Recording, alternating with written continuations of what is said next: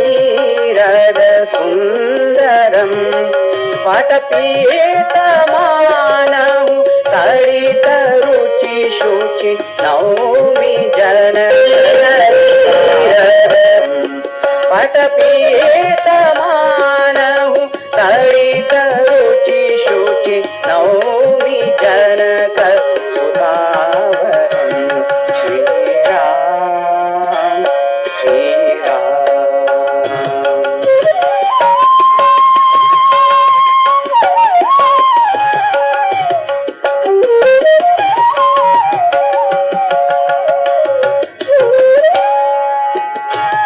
ಭಜು ದೀನ ಬಂಧು ದಿನೇಶ ದಾನವ ದೈತ್ಯ ವಂಶ ನಿಕಂದನಂ ಭಜು ದೀನ ಬಂಧು ದಿನೇಶ ದಾನವ ದೈತ್ಯ ವಂಶ ನಿಕಂದನಂ ರಘುನಂದ ಆನಂದ ಗಂಧ ಕೋಸಲ ಚಂದ ದಶರಥ ನಂದನಂ ರಘುನಂದ ಆನಂದ ಗಂಧ ಕೋಸಲ ಚಂದ ದಶರಥ ನಂದನಂ ಶ್ರೀರಾಮ ಶ್ರೀರಾಮ.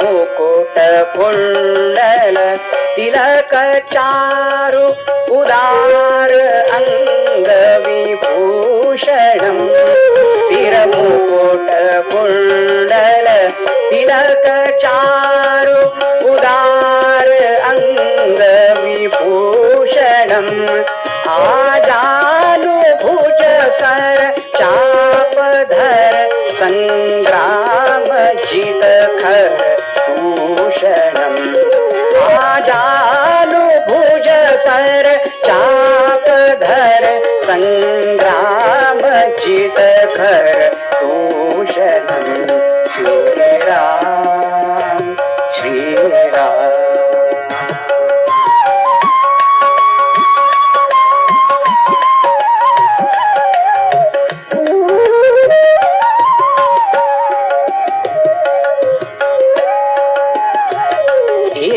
वदत तुलसीदास शंकर शेष मुनि मन रंजनम इति वदत तुलसीदास शंकर शेष मुनि मन रंजनम मम हृदय कंज निवास पुरु कामादि खलदल गंजनम मम हृदय कंज निवास पुरु कामादि खलदल गंजनम श्रीरामचंद्र कृपालु भज मन हरण भव भय दारुणं Shriram Shriram Shriram Shriram Shriram Shriram Shriram.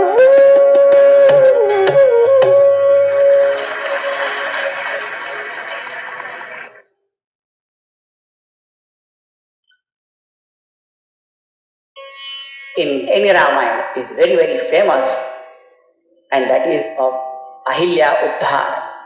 We have seen Bhagavan's Udarta.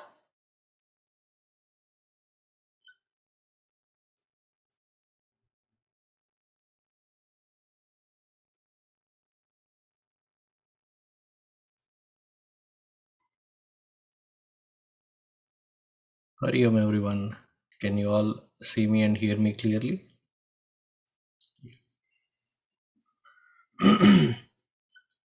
So today we will start with the invocation, and Hari will do the invocation of the ātmabodha, and then lead us with the 2 shlokas. Then Brahmachari Hari Chaitanya will explain, Divya will explain, then Brahmachari Hari Chaitanya will explain. Then I will sum it up at the end. So let us begin. The reason I chose Rama Bhajan is Ram Navami is around the corner, and this time, after 2 years when we are opening up, it is an overwhelming, joyous moment that we all can gather at Saket, and this would be our first grand gathering to observe Bhagwan Ramji's welcome back. And so this Sunday, instead of having the regular Balavihar, we have asked everybody to join in at Saket, and we'll have a grand puja in Saket. So please mark your calendars and come in your most colorful Indian, whatever your traditional wear, and let's witness Bhagwan Ramchandraji's puja. So let us begin.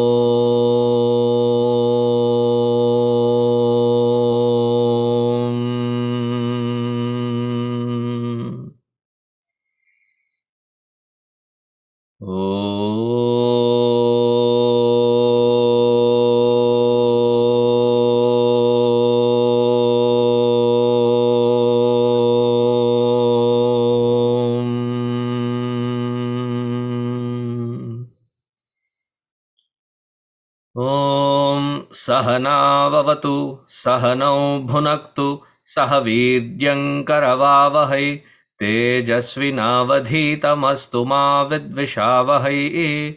ॐ शान्तिः शान्तिः शान्तिः। गुरुर्ब्रह्मा गुरुर्विष्णुः गुरुर्देवो महेश्वरः गुरुरेव परं ब्रह्मा तस्मै श्री गुरवे नमः। तस्मै श्री गुरवे नमः।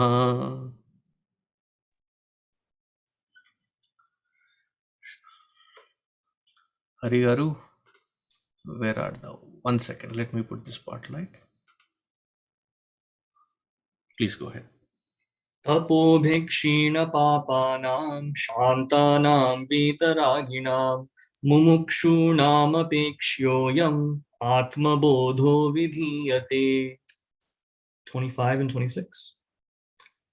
आत्मनः सच्चिदंशश्च आत्मनः सच्चिदंशश्च बुद्धेर्वृत्तिरिति द्वयम् बुद्धेर्वृत्तिरिति द्वयम् संयोज्य चाविवेकेन संयोज्य चाविवेकेन जानामीति प्रवर्तते। जानामीति प्रवर्तते। आत्मनो विक्रिया नास्ति आत्मनो विक्रिया नास्ति बुद्धेर्बोधो न जात्विति। बुद्धेर्बोधो न jātviti। जीवः सर्वमलं ज्ञात्वा जीवः सर्वमलं ज्ञात्वा ज्ञाता द्रष्टेति मुह्यति। ज्ञाता द्रष्टेति मुह्यति।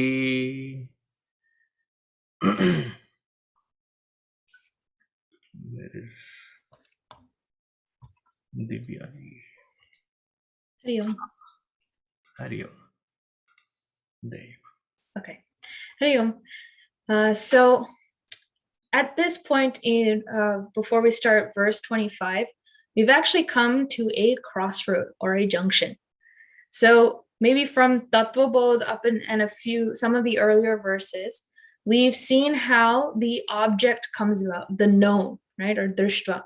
So in ātmabodha, it said, Brahmashrayaha maya tataha akasham sambhutam.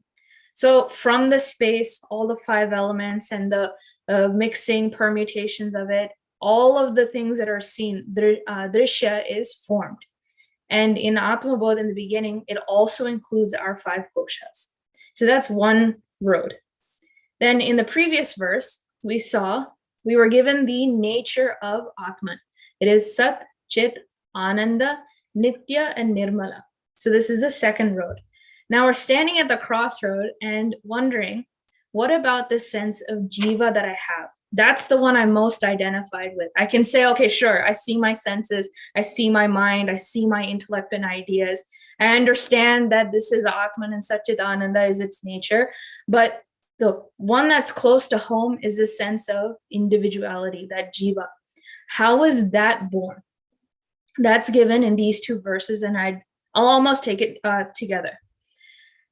So saṃyojya is the blending of dvayam, of the 2. And because of the blending of the 2, I have this sense of jānāmīti pravartate. So I have the sense of I know, that sense of I know. And which 2, when they say dvayam, what are the 2 that they're referring to that is being blended? It's ātmanaḥ, sat, chit, amshaha. So the aspect of sat, chit, and of Atman, and cha, buddhervṛttiriti. So the thought waves that are in the buddhi. So this is the blending of the 2. And because of the blending, there arises this notion of jānāmīti, I know, which is the jiva. And so how does that blending happen? It's like at this point, we should almost shout this in unison. āvivekena, right, by non-discrimination. And it's like, I can almost make a slogan out of it, right? Who do we think we are? Jiva. Why do we think so bizarre? Aviveka. And how do I say it? I know, jānāmīti, right? And in the next verse, it dives a little bit deeper.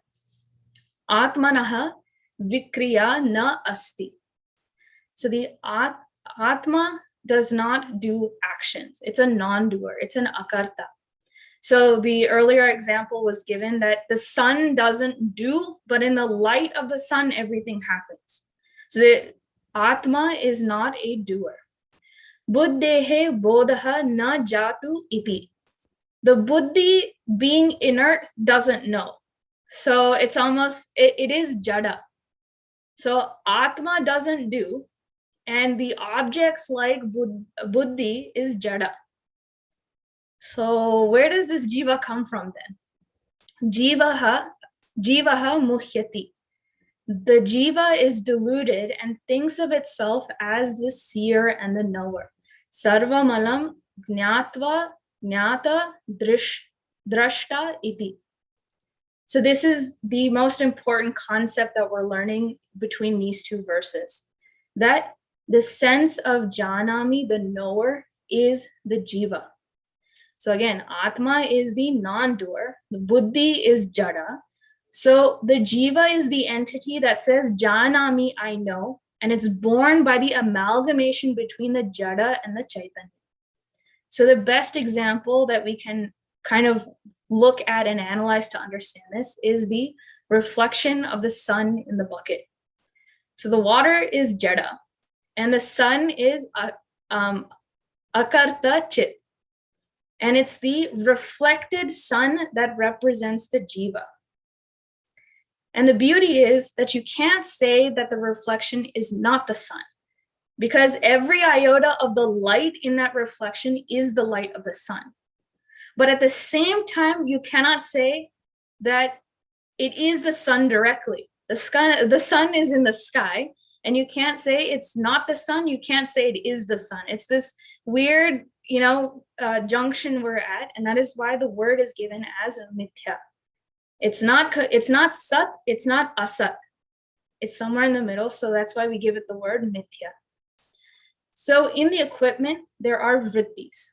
there are the thought waves, and it's always illumined by that consciousness, and it's only with that illumination that it functions. So another example is electricity, right?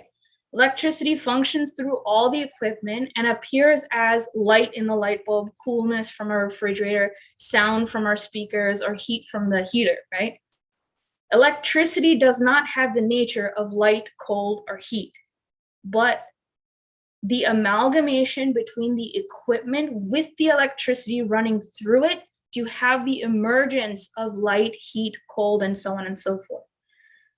So bringing that analogy, the Atman does not intrinsically have the nature of the body, mind, or intellect, but it's the amalgamation between the equipment that you see the emergence of the jiva.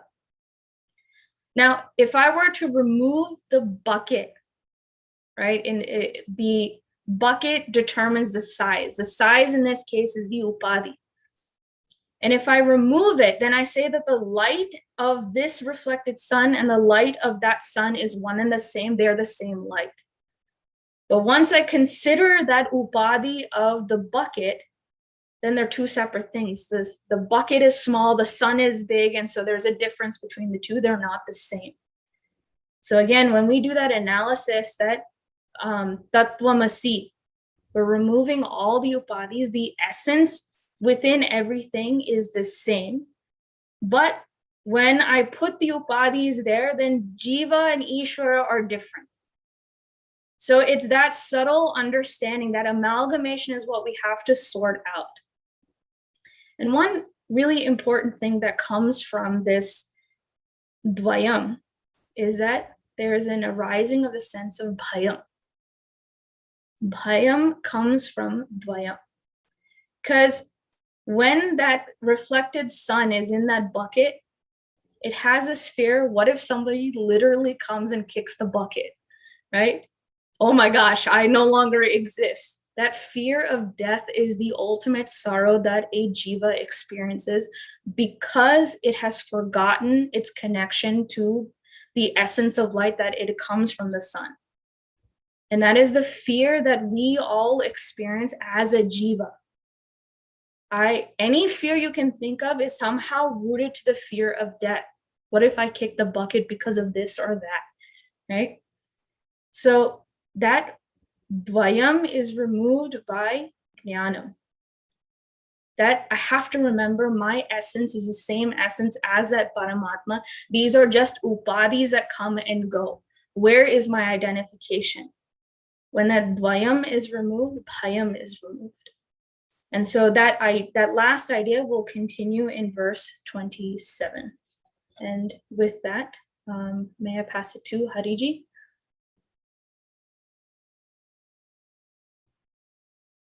Hari Om. Hari Om, everybody. Am I audible and visible okay? Fantastic.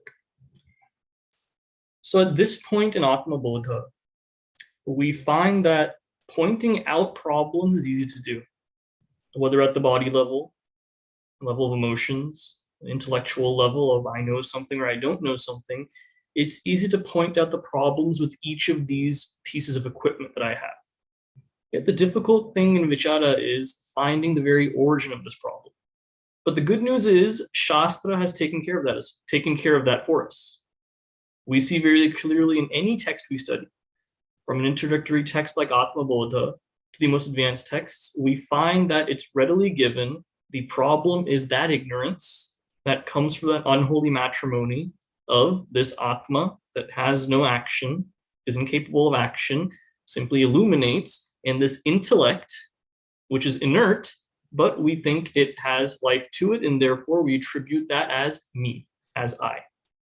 The hardest part is, though, deciphering between these two when they come together and understanding what are the implications of these two coming together and why is it affecting my life in a negative way. So there's a beautiful example that Bhagavan Shri Adi Shankaracharya gives. It's the tree of samsara that he lays out. It is a super elaborate example, and here are some of the salient points in it. He says there's a tree of samsara. Imagine a big, luscious, beautiful tree. Like in Texas nowadays, the trees are going to start looking like that soon. It's exciting. In that tree, the ignorance is the seed. where every big tree starts out as this little seed. It's a wonder that that big tree comes out of something so small. That's ignorance here. Body identification is that sprout that comes out of that seed. Desire is the leaves. So you see the sprout and the seed are very small, but how many leaves does a tree have? That's all desire. Work is the water that keeps that tree going. Based on these desires, I have certain actions to fulfill these desires. If I want to work and get them, more desires come about. That's an unending cycle then. Then the sense organs are the twigs that branch out constantly. Flowers, those beautiful things that are the product of the tree that I think are so beautiful, those are the sense objects. That's what I keep going after. Then the different miseries born of all of these actions are the fruits of the tree. And then there's one little bird on that tree, one cute little tiny bird. That's that individual jīvaḥ that's perched upon it. So despite this elaborate example given, the very root of it is ignorance. And to cut down this tree before it sprouts into this humongous tree that's very hard to break down, I have to understand that that body identification, that's the trunk, the sense organs are the twigs, none of that is me. That's the first step to come to, but it's such a hard step. So that saṃyojya, that union of this inert intellect and this ātma that simply illuminates but has no acting power of its own, I think that I know, I make that statement when these two come together. Now the irony here is, jānāmīti, to say that I know something is the most exuberant statement I can make. But the truth is, that very statement of I know shows my ignorance then. If anything, it's that this buddhi knows, this mind feels, this body perceives. That's the right language I have to use in my mind to come to this viveka. But the moment I say I know or even I don't know, that's a sure sign of my ignorance, if I fully believe that statement. Now, what is it a result of? By lack of viveka, lack of that discrimination, āvivekena. Which makes us inquire now, what does viveka even require? I think a couple of weeks ago, there's a question that came, that if we are to know jnana, this knowledge, even to have viveka, some level of jnanam is needed then. Doesn't that mean jnanam has to come before viveka? So one bifurcation we can make, splitting hairs here, but a very necessary hair to split is, that jnanam, that's the ultimate reality, knowledge of my true self, that is separate from what the knowledge needed to come to viveka is. That knowledge needed to come to viveka is a self-awareness, where understanding my own tendencies, the way my mind works, what are those thoughts that reinforce for me that I am this intellect? How strongly I identify with it. They could be very uplifting thoughts of I have achieved, I have accomplished, I have mastered. These are all those uplifting thoughts that are grounded in ignorance. There are those very diminutive thoughts grounded in ignorance as well. I am worthless. I have no value. I constantly falter. I am not loved. These are all those statements I make in my intellect that are also couched in ignorance, but in a negative sense then. The truth being, both of these sets of statements are equally ignorant. I can't cling on to the positive ones and say, just because I'm making these positive statements about myself and I believe these things, therefore I'm on that path where I've understood myself and I'm thriving. Within this ambit of body, mind, and intellect, I may be thriving, but that's still an identification that I hold them. Now, how do I know I'm building that capacity for viveka then? That comes when I can understand how much am I relying on this intellect for my happiness then? Is it that in the face of indecision, when I falter, I feel awful and go to my lowest of lows? In the face of any kind of success brought on by this intellect, do I go to the high of highs and I keep swinging along with how this intellect functions? Because if I do that, I'm missing out. I'm being clouded by what really is the reality, and I keep faltering at every step. Now, in the next shloka, we see ātmanaḥ vikriyā nāsti. that Atma has no change to it.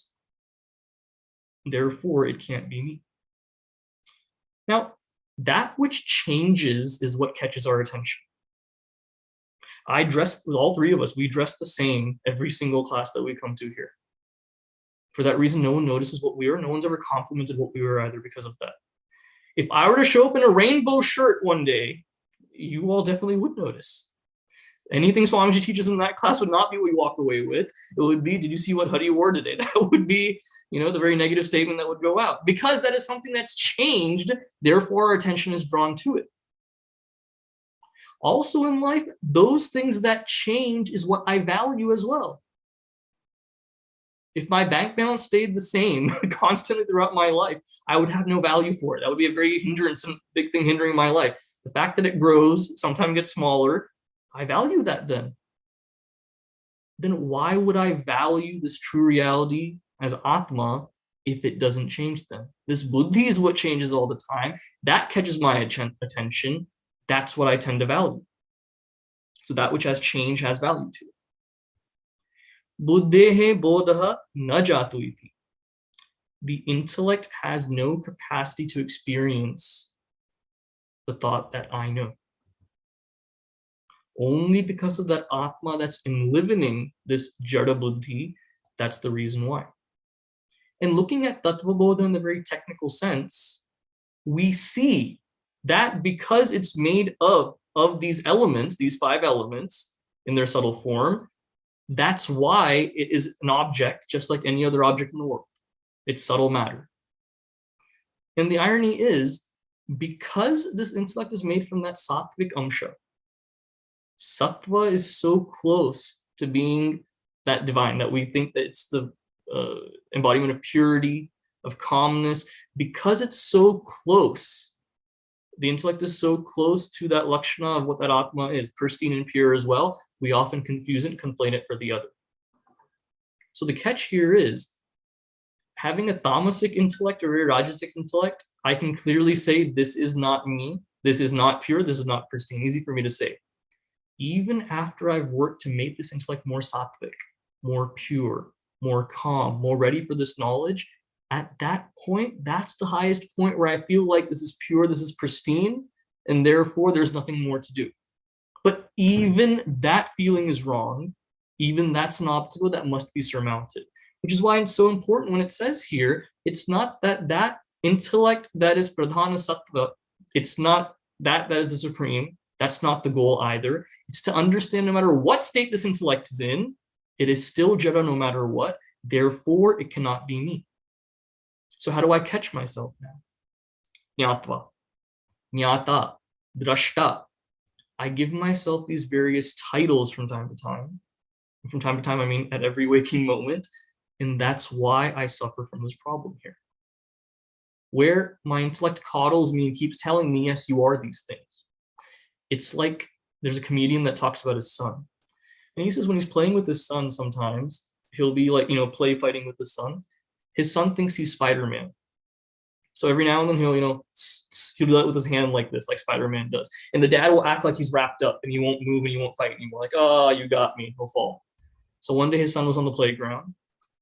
An older kid, a bully, was picking on his son. So son fought for a bit, and then what did he do? Like that. Hoping the bully would also, because he wraps his dad up like that, he thought the same thing will happen to the bully. The bully went and kicked him right in the face. It didn't work on him. He looked at his dad, it didn't work. Meaning dad had been giving him that Brahma, that wrong notion that that's what you are that Spider-Man. When you do that, I stop fighting you. Intellect does that same thing to me. Telling me, yes, you are the knower. Yes, you are the seer. All of these. When I get used to that, then that's when I'm digging myself deeper and deeper, and life invariably will hurt me.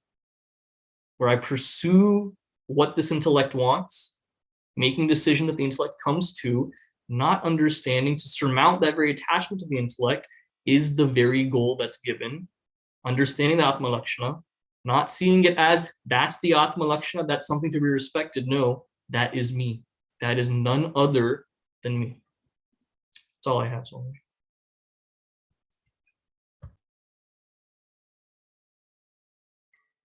Thank you, Hari and Divya.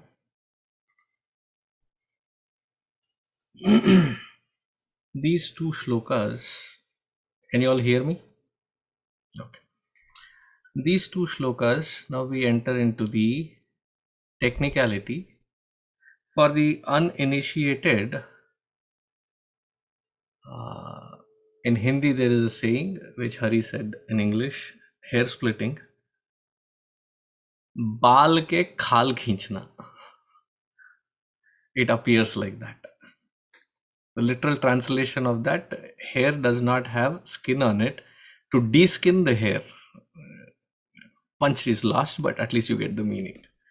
So, baal ke khal khinchofying in these two shlokas, it appears that way. But this is where vichara becomes critical. Absence of this nuance, what happens is we only pick up the vocabulary and the antarmathana doesn't happen. The manana that has to happen, the churning that has to happen, it is this nuance which empowers the churning process. So pay attention, keen attention to these two shlokas and the shlokas that are going to come. I keep going through the process of how the buddhi, there is a reflected consciousness that happens. Why does it happen? Why does it reflect? Svabhavataha, sahajam. Because that is the surface is subtle, that this conscious principle reflects in it. If you observe my head right now, that's what I see. There is a red dot, there are 3 lines, and there is one spot on this side which you see the clear reflection. Meaning the lamp is right up there and it is shining and it reflects. Why? Sahajam. Because the surface is shining, it is deforested, it will shine, it will reflect. Similarly, now if you get the concept, buddhi is the subtlest form of matter. Sukshmati sukshma-tattvam. Very, very subtle. And because of that subtlety, sahajatvena, that Atma Chaitanya reflects on that surface. As though by induction, the mind also grasps it. The reflection also happens to have similar qualities as the source. Right? I gave you last week example of the concave solar cooker, which can cook things pretty fast, based purely on the reflection of that surface that it cooks. The reflection has the heat capacity and the light capacity that it is borrowing from the source. So the intellect is borrowing that Chaitanya-Tattvam and it feels enlivened. Now we are trying to reverse engineering it to understand the whole process. Now if I take the second shloka, the 26th one, buddherbodho na jātu. There is no possibility of buddhi to have its own independence of bodha, to cognize. It is jada vastu. It is matter. Subtle, but nonetheless it is only matter. Matter does not have its own force or power. It stays in the state of inertia or motion unless there is an external force. Nahi hilega wo. Why? See, if I have something on my hand, I have this battery. So it will stay there until I give it that It is supposed to be the source of energy, but it also is jada only. Buddhi is also like that. It appears that it grasps everything, but it can grasp only when it is empowered and enlivened. But then, not understanding this, we think that the aspects of Atma Chaitanya, Sat and Chit, is verily the concept of, verily the aspect of Buddhi.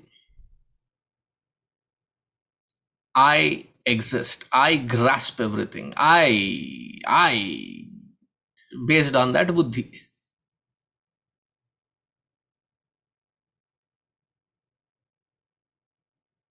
A little fall from the chair and something hits in the lower, what happens to that Buddhi?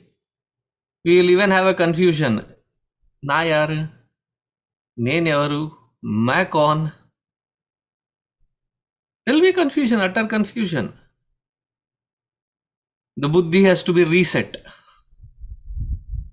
Then you have to go to the psychologist, psychiatrist, and they will start working on it to find that which will help to reset this particular Buddhi. But then we attribute so much of identification with this Buddhi, we take it as a pride factor. The whole purpose of sadhana is to disidentify from what? From being this identified entity in the Buddhi, where I act like jānāmī. So jānāmī, I become the jñātru. Jānāmī is a verb.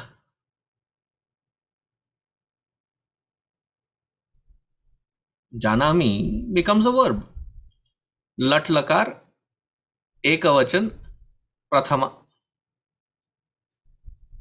Right? Jānāmī.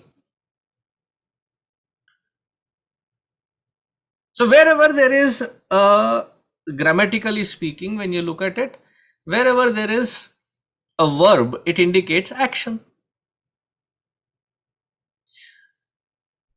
Now, wherever there is action, there has to be a actor.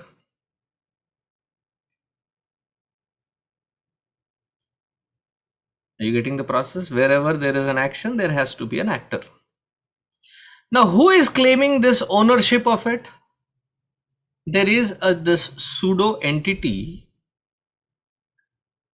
which includes the source Atma Chaitanya, the reflected consciousness, that which is reflecting into the Buddhi, then the enlivened, empowered mana, buddhi, chitta, ahankara and the indriyas, the total BMI identified.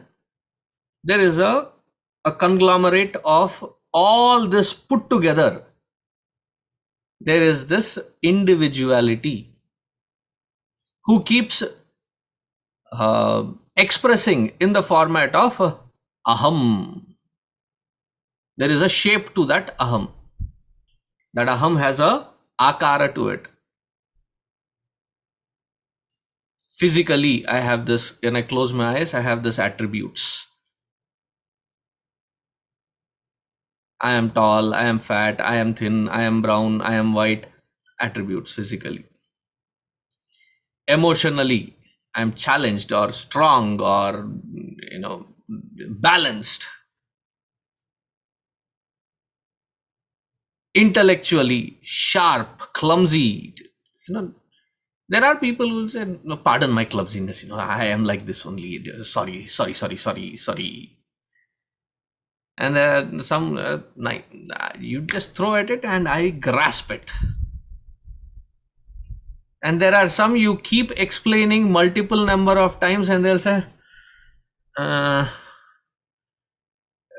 Swamiji, whatever you spoke, बहुत अच्छा था, पर कुछ समझ में नहीं आया. You spoke really awesome, but I couldn't grasp anything. So we create that image of ourselves. We are so identified with that image. How identified are we? That even to recognize that which I am identified as, I feel very put in a corner or awkwarded out. Right? A bald should not be called a bald. Black should not be called a black. White should not be called a white. Brown should not be called a brown. Fat should not be called as a fat. Thin should not be called as a thin. That's a fact, right? नहीं, हमारी tender, delicate ego gets hurted. I mean, that identification is so pathetic, so flimsy. Now we are going to the root of this, that at the intellectual level, what is its satta? What is its reality? We find that it does not have even the capacity to know. It is borrowing.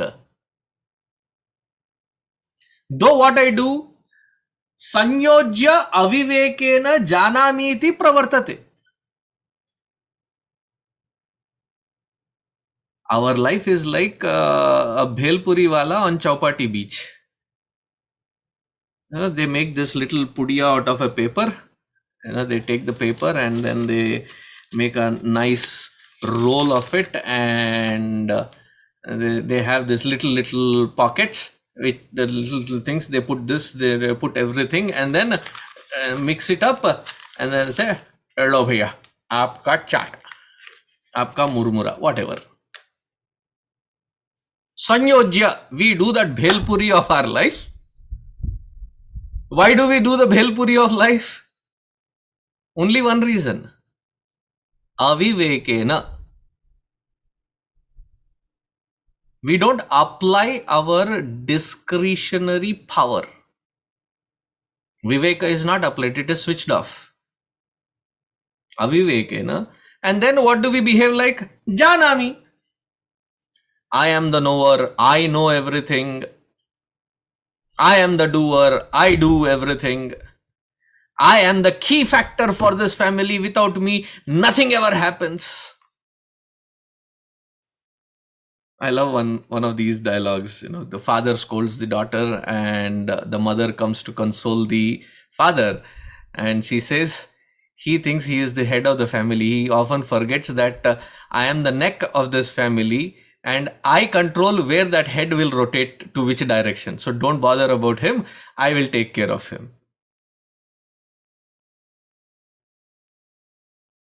I am the doer. I am the backbone of this. If I were not there, if I was not struggling, if I was not, when I was young, don't we tell that to our children every single time?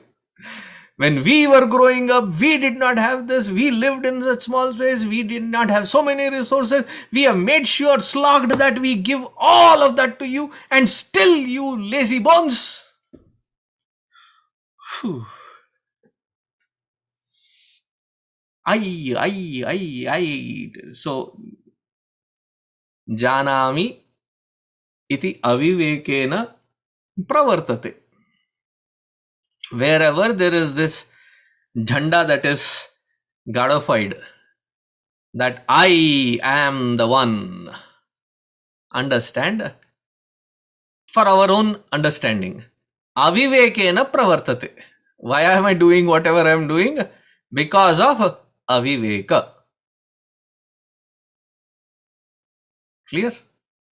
Now, what is the viveka that has to be applied? ātmanaḥ vikriyā nāsti. Atma Chaitanya does not have any aspect of kriya. There is no movement. There is no happening in Atma Chaitanya. Therefore, when people say, I feel the self within, क्या ice cream है क्या? ठंडा ठंडा cool feel करने के लिए नहीं. Feelings happen in the mind.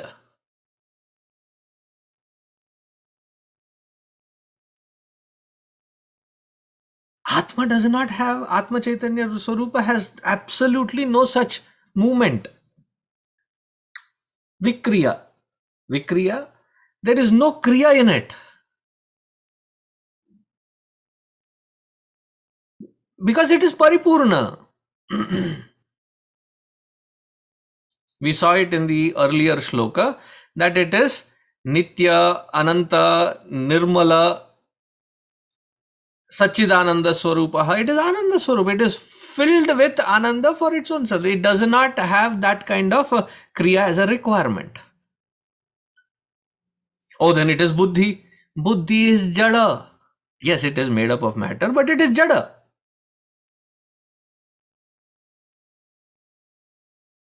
Then what is happening? As Bhagavan Adi Shankaracharya ji says in Maya Panchakam, Aghatita ghatana patiyasi maya. Honi ko anhoni kar de, anhoni ko honi. That is what it translates to. Aghatita ghatana patiyasi maya. That which can happen, that which may not happen, that which is not possible or otherwise. All of it, if it starts happening, it is the effect of Maya, and that expresses as this aviveka. We give that attribute to that buddhi and take pride in it. Okay, taking pride in it is not the problem. Having taken pride in it, there is already identification, one layer. Then the identification has now the decoration called pride. Now that which has been decorated has to be paraded. And in that parade, it has to now compare. The feathers on my cap, is it bigger, voluminous, louder than the rest of them around? So I compare. Then I find that my elaborate, beautiful feathered decoration of what I have, now I am parading, I am the weakest, pathetic one and looking around with everyone.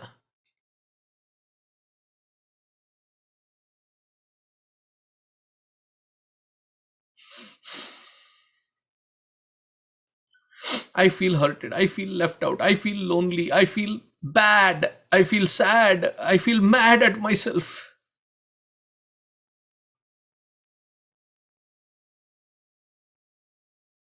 And then we have complaints about the world then. Why? The world doesn't care for me, the world doesn't love me, the world doesn't pamper me.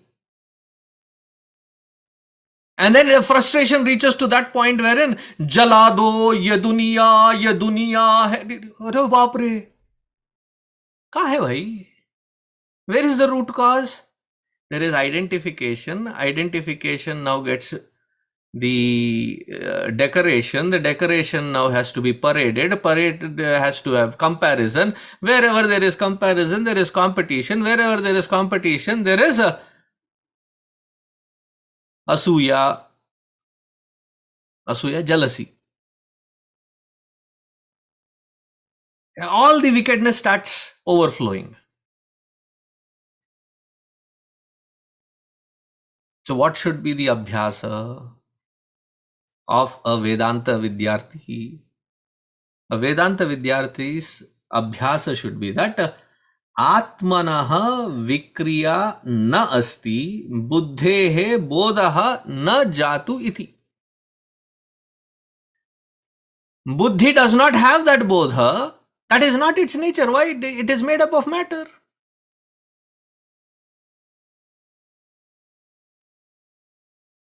But the identification is so strong. How strong, how deep, how intense? We have seen one example earlier within this particular ātmabodha. Tapta ayaf pindavat. Ayaha iron. Bhagavan Adi Shankaracharya ji very casually is using an example. So about 2000 years ago, in Adi Shankaracharya ji's time, they knew what iron was. Iron ore was purifying that iron ore, and now there is this steel ball. And when you throw that steel ball into the fire, after a while when you take it out, it looks red.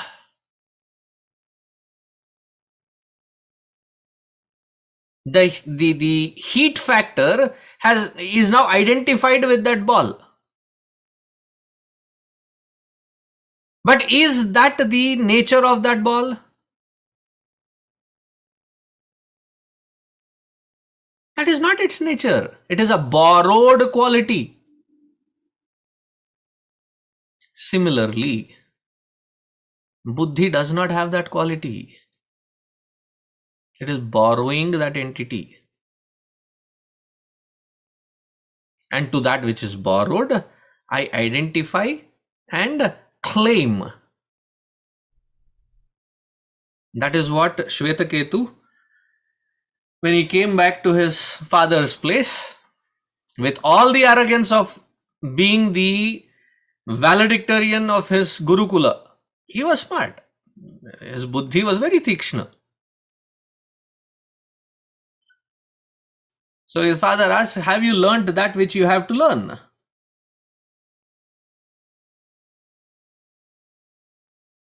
He said, yeah, sure. Ask me anything. Come on, ask me. And the tone with which, the arrogant tone with which he challenges his father. The father says, "Theek hai beta, after 16 days. So he puts him on that test of just being on water. It will just keep your prana alive. So after the 16 days, 17th day, he said, now let us have the Shastrartha. Whatever you have learned, I'll start asking. Simple questions. He's like, I know this. Pata nahi kyun yaad nahi aa raha hai. What happened to that buddhi and its tikshnata? What is the layer of annamaya that is described? That which is matter. Annad jayate, annad vardhate. And then it becomes anna for other jivas. That is how it is on the layer of matter. Even this layer of buddhi, when not given the right food, it becomes so weakened that it cannot remember that which it has learnt. Now such buddhi, which gives the stamp of approval to every experience that we go through. Why do we have the ahankara abhyasa is happening subtly, every single step. What are you doing right now? Listening. Behind that listening, मेरे को तो ये सब समझ में आ गया. Who is that fellow that is claiming it? Why does Swamiji say it is so difficult? मेरे को तो समझ में आ गया, ऐसे ही आ गया. Yeah, there are people like that, huh? Who is it that is passing that commentary on the side? With that identification, jīvaḥ muhyati. अपने ही किए हुए मोह में बंध जाता है. In that moha which the jiva has created. Therefore, one more example that is given often is just like the silkworm. Man, it is a voracious eater. Mulberry leaves, you keep throwing it almost 3 times a day, it will eat up that mulberry leaf like a factory. It will keep eating. It will fatten up. It will reach to that point and threshold wherein it says, now I need security. I have become fat enough and now people will start, I'll be recognized. Maybe a bird or a hen or something will peck and I will be eaten up. So let me secure myself. It springs out the thread from its own being and first puts its rear end attached to that bamboo shaft and bends down, does paschimottanasana, and goes around, weaves and weaves and weaves and weaves, and comes to the final point till where the head is, and then from inside locks it up. It says, "Apun ab barobar safe hai. Now I am safe." Another day and a half or 2 days till the whole fiber has to dry out. Then what happens? They collect all of these and throw it into hot boiling water.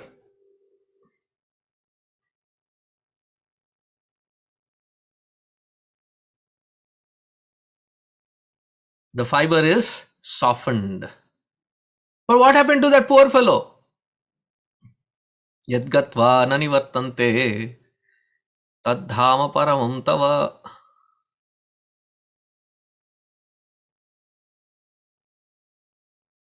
Its own created moha becomes the cause of its own entrapped existence.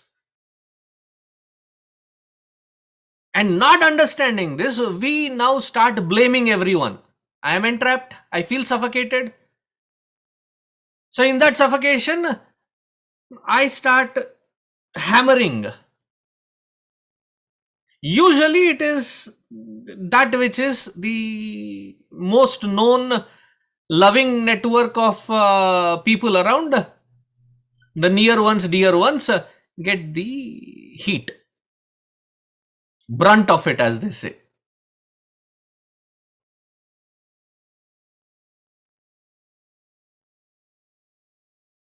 Because I am suffocated, and that suffocation has come to a point of I want to burst and I don't know how to even express.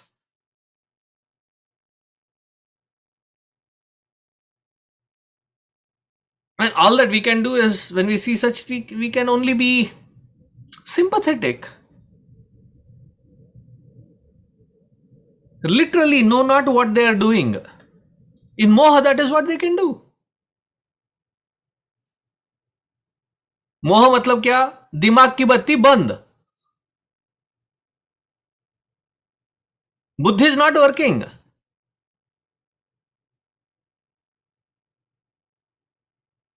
And then we start doing all kinds of, it's like spiraling down to a bottom of an abyss. Go so caught up that just to balance oneself in that caught up mess of moha, we keep doing patchworks from this level to that level to that level, rather than pausing, trying to get out of this whole cycle. Now in this reverse engineering process, where at what level am I existing in as? Again, spiritual unfoldment is not a compare, contrast, study group environment. ये तूने कितना मलाई किए? मैं 10 करता हूं. तू कितने करता है? 15. अरे मैं from tomorrow मैं 16 करूंगा. No, it is not a compare contrast with anybody. It is your pace with yourself to grow out of all this moha. One's own effort towards one's own growth.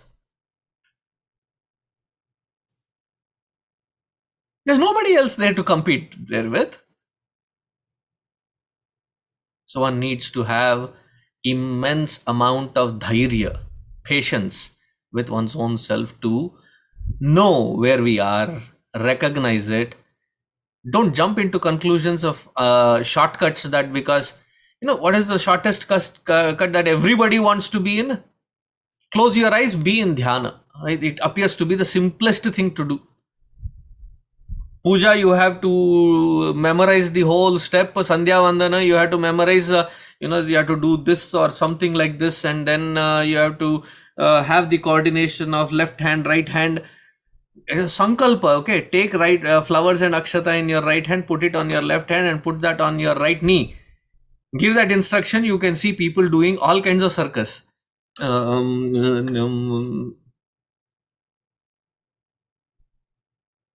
Right, left, right. ಅಷ್ಟೇ, ಇನ್ನೇನಿಲ್ಲ.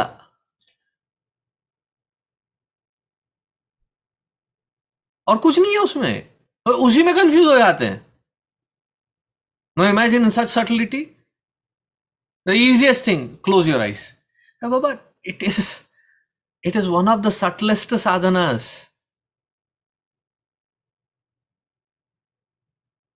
पहले दांत तो साफ कर लो, तंतुमंजन तो सीख लो. So know where exactly you are. It's not a comparison with anyone. Your relationship is with your antaratma, your guru, your shastra that is being pointed at. No one else. And now find your pace in working at it, one layer at a time, and grow each layer out. The subtlest point to come and understand that every moment of life, this saṃyojya that I am doing, this mixture, bhelpuri that I am doing with my aviveka, to assume everything as me, that has to be stopped.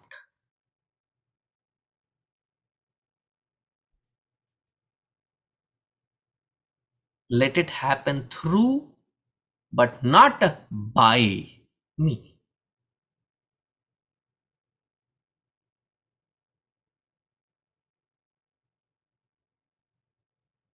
Let that sink in. Guna guneshu vartante iti matva na sajjate. Tāna kritsna vido mandan kritsna vinna vichalayet. Mayi sarvāni karmāni sannyasyādhyātmaśaśca. Then every single karma that is done, it is happening through this entire conglomerate system. Bhagavan, tera tujhko arpan. Yours I am offering back unto you. क्या लागे मेरा, अपन का जाता क्या है, तेरा तेरे को दे रेला है. What am I to lose there? But nobody saw, nobody need see. Am I getting across? Oh, it's perfect timing. So I'll stop here. If you have any questions, please air them on the group and I will try to answer it as soon as possible. I mean, one of us I'll prompt them to answer. Thank you. Let us conclude. Om Purnamadaha Purnamidam Purnat Purnamudachyate Purnasya Purnamadaya Purnamevavasishyate. Om Shanti Shanti Shanti. Harihi Om Shri Gurubhyo Namaha. Harihi Om. Take care everyone. Hari Om.